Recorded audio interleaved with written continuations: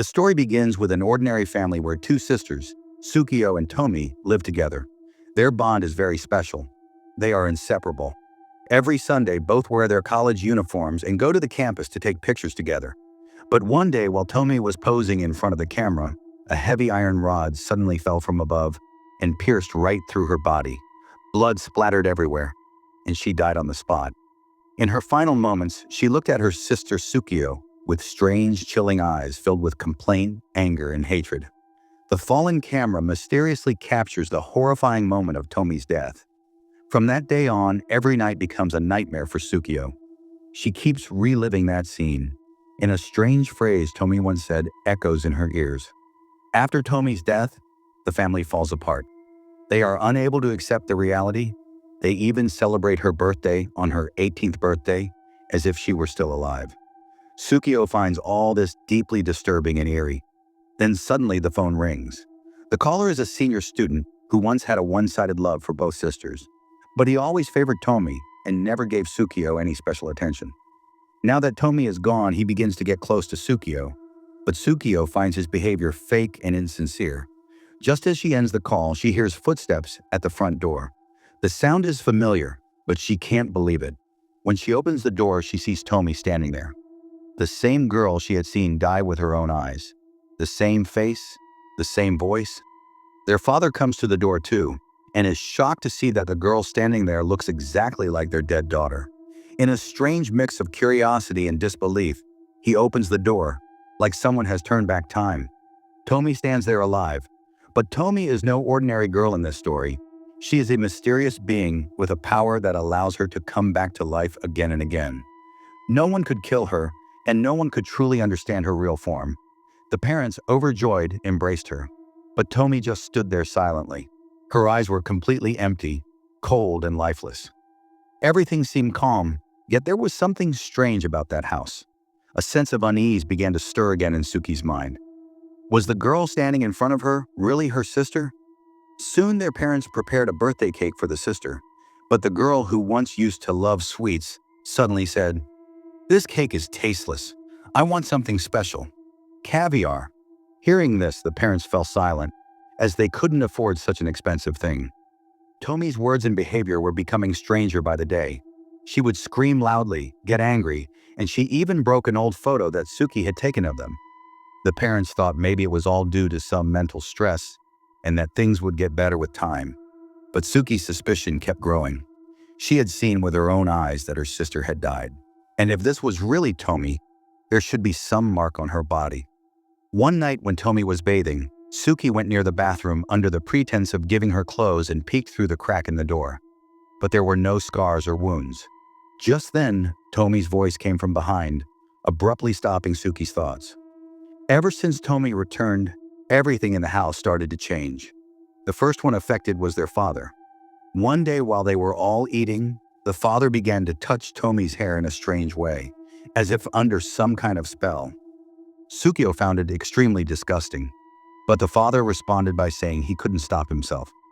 It felt as if Tomie's presence was bringing out the hidden dark thoughts inside people. Slowly, even the mother started to be affected. She burned all of Tomie's old photographs in the house. When Chuki asked why, the mother said that Tomie had told her to do it. Now Tomie had started snatching photographs from Chuki. One day when Chuki resisted, the father suddenly flared up in anger and slapped her. But it didn't end there. He forcefully pushed Chuki onto the table, and then, using the wire Tomie had been holding, he began to beat her. Chuki's screams echoed through the corners of the house, but Tomie just stood silently, watching it all. There was no emotion in her eyes, only a terrifying calm. The father only stopped when Tsukio collapsed unconscious.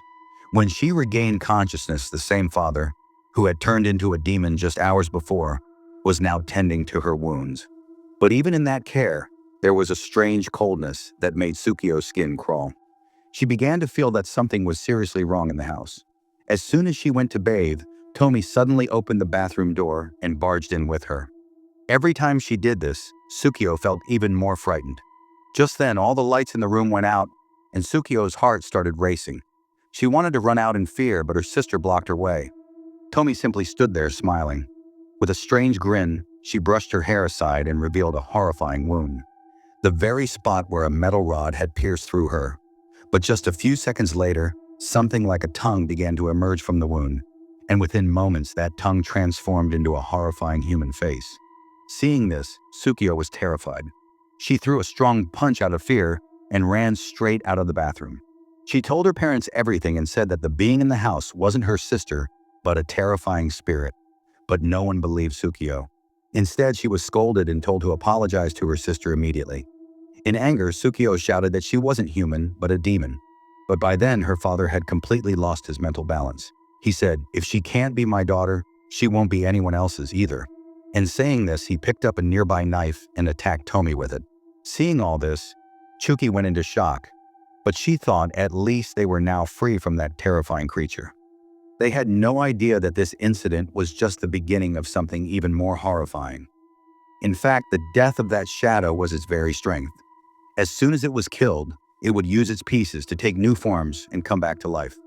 And one day at school, Tsukio saw that same face again. This time, it had returned as a new student in her class. After her arrival, strange incidents began to happen in school too. One day, as Tsukio sat down for lunch and opened her lunchbox, two lines from Tomie's face emerged from it, eyes spinning constantly. Terrified, Tsukio threw the food and ran away. Her best friend saw all this and sensed something was wrong. She followed Tsukio all the way to the trash dump and noticed something moving there. Driven by curiosity, she got a bit closer, and then came a loud scream. She collapsed on the spot. Dozens of terrifying faces surrounded her and even chewed off her tongue. She died right there. From that day onwards, a strange curse began. Every time someone killed her, she would be reborn. She had now become a cycle of fear. That night, while her father was in a deep sleep, she appeared in a corner of the room. In her eyes was that same mysterious glow, and in her hand, a sharp knife. Her father was completely under her control. The very man who had once killed her was now ready to take his own life at her command. Standing nearby, Tomie's smile was becoming increasingly terrifying. Then, in that same mysterious way, she trapped the senior student whom Chuki had secretly liked for a long time. Chuki saw it all with her own eyes and a strange restlessness surged within her. She immediately ran after the boy to warn him. But as soon as she opened the door to the room, the scene in front of her was shocking. The senior boy seemed completely intoxicated, repeatedly stabbing Tomie's body with a sharp object. There was a smile on his face. It was Tsukio's loud voice that brought him to his senses, and he looked down to see his hands covered in blood and the entire room in chaos. He froze as if he couldn't comprehend anything. Without wasting any time, Tsukio grabbed his hand and tried to get him out of there. But the boy was emotionally shattered. He kept muttering how he had ruined Tomie's face, that he couldn't leave her. Just then, the blood splatters on the floor began to crawl and slowly formed the shape of a new Tomie from the drops. That sight once again pulled the boy back into her spell. He went to the new Tomie and even gave her his first kiss. Tsukio couldn't hold herself back any longer. The affection she had nurtured in her heart for that boy over the years. Now she had turned into nothing but jealousy and hatred. The same feeling had awakened inside her. If I can't have him, I won't let anyone else have him either. Suki picked up something lying nearby and struck the boy on the neck. Once, twice, 3 times, until he was completely still. As she turned around, she saw Tomie standing there again. This time, like a headless corpse, but still upright. Terrified, Suki ran out of the room and somehow managed to escape into the hallway. But when she reached another corner, she found one of her classmates lying there, drenched in blood. The girl was trying to speak slowly, but her condition was terrible. It turned out that she had been attacked by another girl under Tomie's influence. Seeing all this, Suki froze like a statue. She couldn't even move out of fear. Somehow she pulled herself together and ran into an empty classroom, locking the door from inside. She was just about to breathe a sigh of relief when she heard a strange sound coming from the trash bin in the corner of the room. And then, slowly emerging from the bin, she saw Tomie's head, creeping toward her. But just then, there was a jolt, and Suki woke up. She was in her room, completely fine. It had all been a bad dream. Her father was alive, her mother was fine. But when she asked them about Tomie, they responded very casually. "Tomie? You don't have any sibling named Tomie." Suki was stunned. Slowly, she walked over to an old photo frame in the room, and what she saw next was perhaps the true beginning of fear. She slowly started to realize that whatever was happening in her life wasn't just a bad dream. It was the trap of a demon. Her parents were no longer the same. Her father would go mad at any moment, and there was a terrifying glint in her mother's eyes as well. One day they forcibly stood her in front of a strange girl, the same girl whose face resembled that of a demon spider. She couldn't believe that the girl could be human. That girl was actually a terrifying spirit, whose true form was like a monstrous creature with many heads. First, the spirit killed her parents, and then it advanced towards Suki. Suki began to run, but just then, she came across the two people she had the most hope in, her crush and her closest friend. But what they said shattered Suki's heart. They said, "We never wanted to be friends with you. You were just living in our illusion."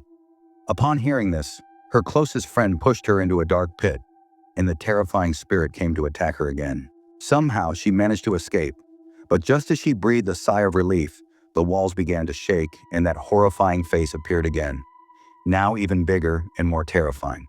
Now Suki was completely alone, rejected by her parents, betrayed by her friends, and humiliated in love. The spirit said to her, "Come, become one with me. You won't have to suffer anymore." Suki had nothing left to lose. She said yes, and then Suki became one with the demon. Now she had become a new power, a form that had lost everything, but now had the strength to gain everything: love, belonging, respect, and fear. But it had all begun with a boy who had rejected Suki simply because he didn't accept her love. He hurt Suki, and when she was on the verge of death, that terrifying demon saved her and turned her into its next soul. This story isn't just a horror film, it's a story of emotions that society repeatedly chooses to ignore. Like Suki, there are many people who crave love, belonging, and friendship, but when all doors are shut, the pain inside them transforms into a monster. Let me know your thoughts in the comments section. Subscribe to this channel for more horror stories like this.